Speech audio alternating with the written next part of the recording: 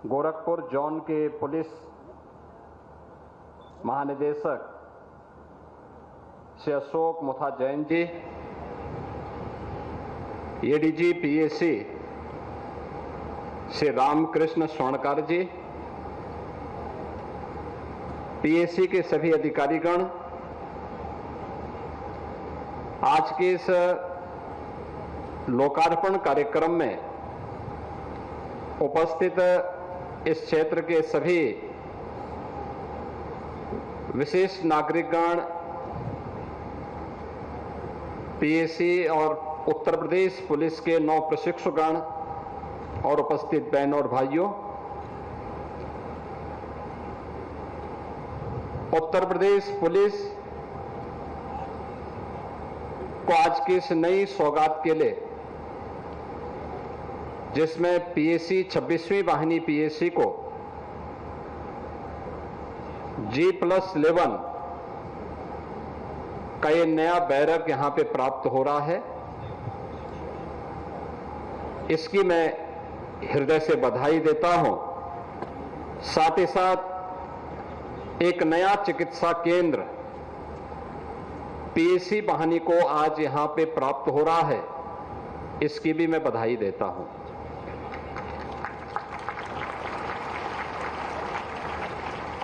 देश के अंदर सेना बाह्य सुरक्षा का दायित्व निभाती है। आंतरिक सुरक्षा के साथ साथ कानून व्यवस्था को बेहतर बनाने के लिए सिविल पुलिस की अत्यंत महत्वपूर्ण भूमिका होती है। जब हम सिविल पुलिस की बात करते हैं तो देश के अंदर सबसे बड़ी आबादी का राज्य उत्तर प्रदेश लगातार पुलिस बल में सिविल पुलिस की कमी की चुनौतियों से जूझ रहा था। आज से 8 वर्ष पहले उत्तर प्रदेश जैसे राज्य में शांति की कल्पना कोई कर भी नहीं सकता था। एक सपना था। कारण था, तब उत्तर प्रदेश पुलिस बल में लाखों की संख्या में पुलिस कार्मिकों के पद खाली थे, लेकिन नियत का अभाव, सही नियत न होने के नाते तत्कालीन सरकारें पारदर्शी भर्ती की प्रक्रिया को पूरा नहीं कर पा रही थी। परिणाम था, उत्तर प्रदेश के नौजवानों को भटकने के लिए मजबूर होना पड़ रहा था। जब भी वे पुलिस की भर्ती निकालते थे, कुछ न कुछ ऐसी खामी छोड़ते थे जो बेईमानी और भ्रष्टाचार को बढ़ावा दे, और बाद में न्यायालय उसमें रोक लगाती थी। मुझे बताते हुए प्रसन्नता है कि हमारी सरकार ने पिछले 8 वर्ष में 2,16,000 पुलिस कार्मिकों की भर्ती की। 2,16,000 पुलिस कार्मिकों की सफलतापूर्वक भर्ती करने के साथ ही अभी हाल ही में 60,244 देश ही नहीं, ये दुनिया की सबसे बड़ी भर्ती है, और सबसे बड़ी भर्ती की प्रक्रिया को सफलतापूर्वक संपन्न करने किसी भी व्यक्ति को सिफारिश की नौबत नहीं आई पड़ी।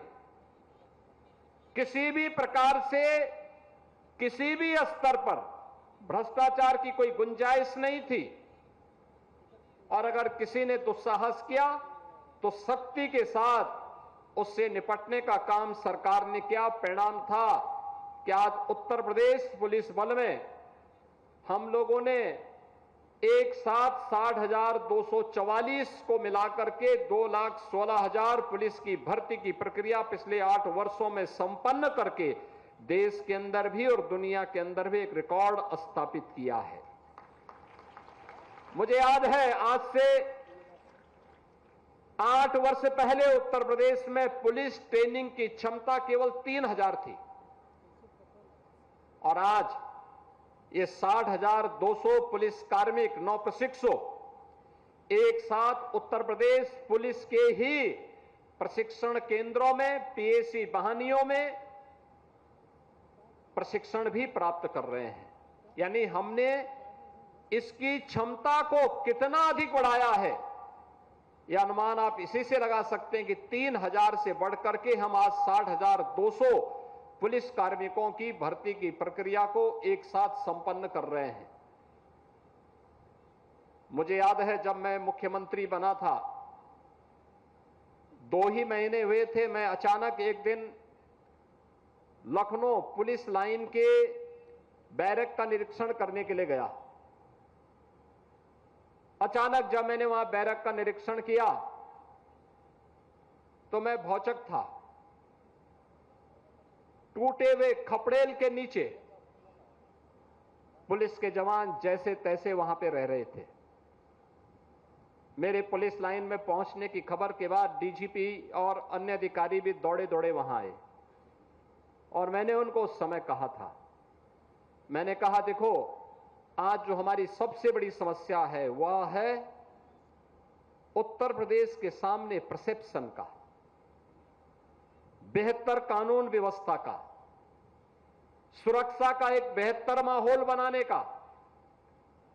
इसके लिए हमें पुलिस की भर्ती भी करनी पड़ेगी और पुलिस की अवस्थापना सुविधाओं को भी बढ़ाना पड़ेगा।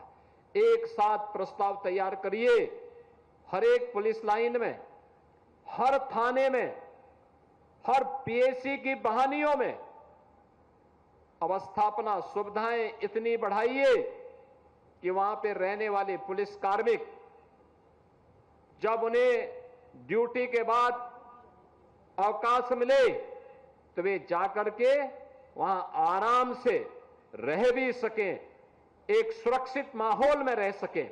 इस प्रकार की एक व्यवस्था बनाइए और आज मुझे प्रसन्नता है उत्तर प्रदेश के अंदर हम लोगों ने हर पुलिस लाइन में, हर थाने में, हर पीएसी बहाली के लिए इसी प्रकार के लॉजिस्टिक को उपलब्ध करवाया है जो यहां पे G+11 का आपको देखने को मिल रहा है।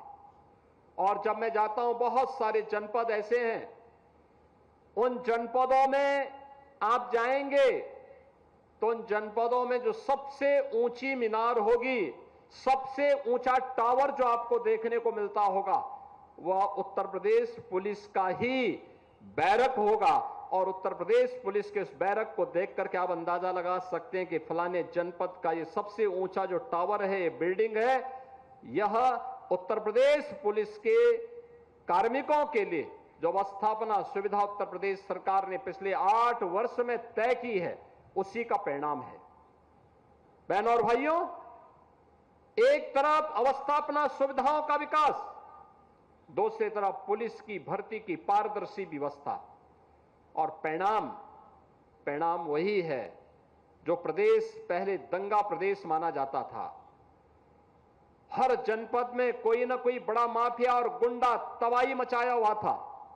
आज वही प्रदेश कानून व्यवस्था का एक मानक देश के अंदर प्रस्तुत कर रहा है। दंगा मुक्त, गुंडागिर्दी से मुक्त, माफिया से मुक्त, एक अनुशासित और उपद्रव प्रदेश से बदल करके अब एक अनुशासित और उत्सव प्रदेश के रूप में अपनी एक नई पहचान के साथ आगे बढ़ा है।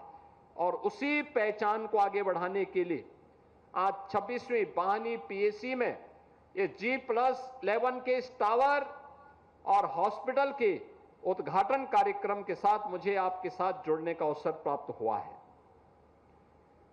ये उसी दिशा में किए जाने वाले प्रयास का हिस्सा है। आज उत्तर प्रदेश पर कोई बाहर का व्यक्ति हंस नहीं सकता, कोई व्यक्ति उंगली नहीं उठा सकता, यहां के परसेप्शन के बारे में कोई उंगली नहीं उठा सकता। आज उत्तर प्रदेश का नौजवान देश के अंदर कहीं भी जाता है, लोग जब उससे पूछते हैं कहां से हैं, अगर वो बोलता है कि मैं उत्तर प्रदेश से हूं, गोरखपुर से हूं, लखनऊ से हूं, आजमगढ़ से हूं, या किसी भी जनपद का नाम लेता है, तो आज सामने वाले के चेहरे पे एक नई चमक दिखती है कि अच्छा, उत्तर प्रदेश से बहनों और भाइयों, 8 वर्ष पहले यह स्थिति नहीं थी। 8 वर्ष पहले उत्तर प्रदेश का नाम लेने का मतलब आपको होटल और धर्मशाला में भी रूम नहीं मिलता था, किराए पे कोई कमरा नहीं देता था। उत्तर प्रदेश का नाम सुनकर के ही लोगों को एक प्रकार का डरावना दृश्य उनके सामने आ जाता था। आज इस डरावने दृश्य से उभार करके उत्तर प्रदेश को नए भारत के, एक नए उत्तर प्रदेश के रूप में प्रस्तुत करने के साथ साथ कानून व्यवस्था की बेहतर नजीर प्रस्तुत करने वाले प्रदेश के रूप में आज जो नया उत्तर प्रदेश देखने को मिल रहा है, इसके लिए उत्तर प्रदेश के उन सभी जवानों का मैं अभिनंदन करता हूं जिन्होंने प्राण प्रण से जुट करके इस पूरे कार्यक्रम का हिस्सा बनकर के इस कार्यक्रम को सफलतापूर्वक आगे बढ़ाने में अपनी मदद की है। आज उसका परिणाम है हर व्यक्ति उत्तर प्रदेश पुलिस के प्रति एक सम्मान का भाव रखता है। हम लोगों को इस बात को ध्यान में रखना होगा कि फोर्स की ट्रेनिंग का जो सबसे बड़ा मंत्र है वह मंत्र है कि ट्रेनिंग के दौरान जितना पसीना बहेगा, याद रखना, जीवन के आगामी 30-35 वर्षों की सेवा में उतना ही कम खून बहेगा। याद रखना, किसी भी फोर्स पर यह अक्सर सा लागू होता है। ट्रेनिंग के मंत्र होते हैं पूरी प्रतिबद्धता के साथ, पूरी ईमानदारी के साथ, पुलिस के उन सभी कार्यक्रमों के साथ जुड़ने के साथ साथ यह हमारा सौभाग्य है कि आज देश का नेतृत्व देश दुनिया के सबसे लोकप्रिय नेता प्रधानमंत्री मोदी जी कर रहे हैं। हमने जुलाई 2024 में 3 नए कानून भी लागू किए हैं। ये 3 नए कानून क्या हैं? ट्रेनिंग के दौरान हर नए पुलिस कार्मिक को इसके बारे में सीखना है। याद रखना, पुलिस ने तकनीक को कैसे अपनाना है, इसके बारे में भी ट्रेनिंग के दौरान आपको ये ट्रेनिंग मिलेगी। फॉरेंसिक साइंस में क्या करना है, साइबर फ्रॉड को रोकने के लिए क्या करना है, डिजिटल अरेस्ट से बचने के लिए क्या कार्रवाई और क्या सावधानी बरतनी है, इसके लिए और मिशन शक्ति के लिए प्रदेश सरकार के द्वारा चलाई जाने वाली महिला सुरक्षा, उनके सम्मान और उनके स्वावलंबन के लिए चलाए जाने वाले कार्यक्रम के साथ महिला बीट पुलिस अधिकारी के रूप में आपके क्या उत्तरदायित्व होंगे, इन सभी उत्तरदायित्वों को एक साथ निर्वहन करने के सभी गुण इस ट्रेनिंग के दौरान आपको सीखने को मिलेंगे। इस ट्रेनिंग को उतनी ही प्रतिबद्धता के साथ लेके चलना है जितनी प्रतिबद्धता के साथ इस ट्रेनिंग के बाद आगे के जीवन के सेवा के वे क्षेत्र के जो पग पग पर आपके सामने चुनौतियां भी प्रस्तुत करेंगी और जीवन के सुनहरे अवसर भी जो आपको आपके कार्य के लिए सम्मानित करने का एक अवसर होगा, उससे भी जोड़ने का एक अवसर होगा। आज के इस अवसर पर मुझे यहां पे पीएसी 26वीं पाहनी में आने का अवसर प्राप्त हुआ। अंदर बड़ा कैंपस है, अच्छा, यहां पर लोगों ने पहले से ही बहुत यहां के पूरे वातावरण को बेहतरीन बनाने का प्रयास किया है। हमारा प्रयास होना चाहिए। फोर्स दिन भर ट्रेनिंग नहीं होगी, दिन भर आपकी क्लासेस भी नहीं चलेंगे। हमारा प्रयास होना चाहिए, कुछ कार्य ऐसे निकालने चाहिए जो आपके उस ट्रेनिंग के दौरान की स्मृतियों को ताजा कर सके, बता सके, लोगों की स्मृतियों बना रहे। जैसे बागवानी का ग्रीनरी, उस पूरे कैंपस को इतना हरा भरा बनाइए, आध्यात्मिक वातावरण दिखाई दे, ऐसा बनाने का प्रयास करिए। श्रमदान के माध्यम से फोर्स अगर उस कार्य को करती है, लगता है लोगों को उसका अलग ही महत्व होता है। एक होता है हम सरकार से पैसा देते हैं, वो कार्य हो गया, हमने पेड़ लगा लिया, उसकी सुरक्षा की व्यवस्था कर ली, हमने अपने परेड ग्राउंड को ठीक कर लिया। एक होता है फोर्स ने स्वयं अपने स्तर पर सबने जुट करके, अगर हमें आपातकालीन स्थिति में कहीं पे जाना हो, हमें सारी तैयारी स्वयं करनी होती है। तब हम इंतजार नहीं करते कि हमारे लिए इस प्रकार की प्लानिंग होगी, वहां पे हमें स्वयं मोर्चा संभालना होता है।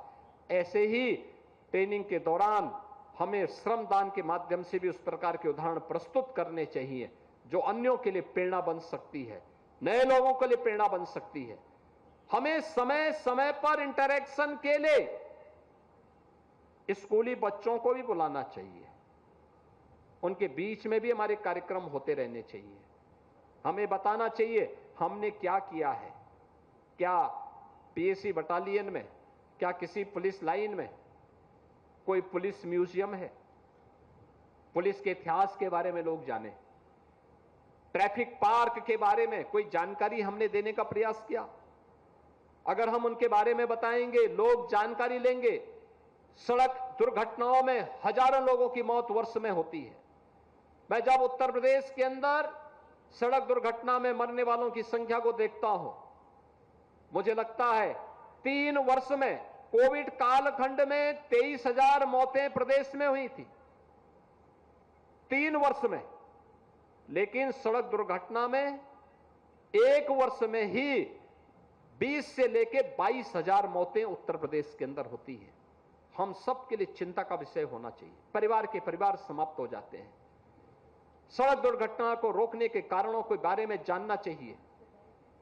कहां पे ब्लैक स्पॉट है, कहां ओवर स्पीडिंग है, कहां नशे में लोग गाड़ी चलाते हैं, कहां ट्रैफिक के नियमों का उल्लंघन करते हैं। ये सभी जानकारी अगर हम बच्चों को देंगे और उनको इस बात के लिए प्रेरित करेंगे कि वे स्वयं भी ट्रैफिक के नियमों का पालन करें, अपने अभिभावकों को भी बताएं, तो बहुत सारे लोगों के जीवन को बचाने के लिए हम एक बड़ी भूमिका का निर्वहन कर सकते हैं। एक सामूहिक प्रयास का हिस्सा बनता है।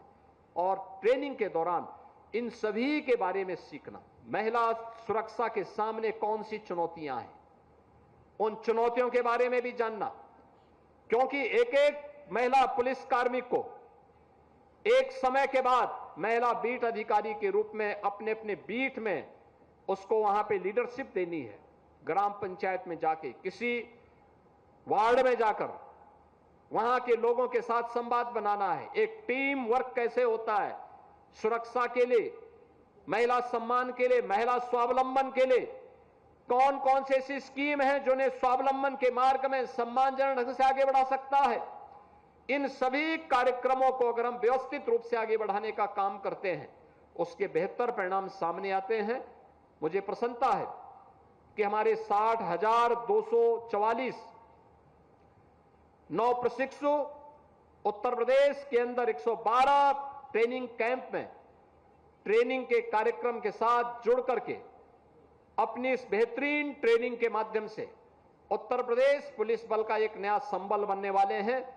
आप लोग जब उत्तर प्रदेश पुलिस बल का फील्ड यूनिट के साथ जुड़ेंगे, सिविल बल में कोई पीएसी में जाएगा, कोई अलग अलग केंद्रों में जाकर के अपनी सेवाएं प्रदान करेगा, उस दौरान ट्रेनिंग के अनुभव का लाभ उन सभी को प्राप्त होना चाहिए। आज के इस अवसर पर 26वीं बहानी के इस G+11 नए टावर के लोकार्पण और नए हॉस्पिटल के लोकार्पण कार्यक्रम के अवसर पर मैं पीएसी परिवार को, उत्तर प्रदेश पुलिस बल को हृदय से बधाई देता हूं, अपनी शुभकामनाएं देता हूं। और मुझे विश्वास है कि आप सभी लोग उत्तर प्रदेश को सर्वोत्तम प्रदेश बनाने की दिशा में किए जा रहे प्रयास को और प्रभावी ढंग से आगे बढ़ाने का कार्य करेंगे। आप सबके प्रति मेरी मंगलमय शुभकामनाएं हैं। धन्यवाद। जय हिंद। तो मुख्यमंत्री योगी आदित्यनाथ गोरखपुर में मौजूद 2 दिवसीय उनका ये दौरा था। पुलिस भर्ती में पहले भ्रष्टाचार होता था, लेकिन अब भर्तियां हो रही हैं, नकलविहीन परीक्षाएं हो रही हैं। लगातार सरकार इस पर फोकस भी कर रही है।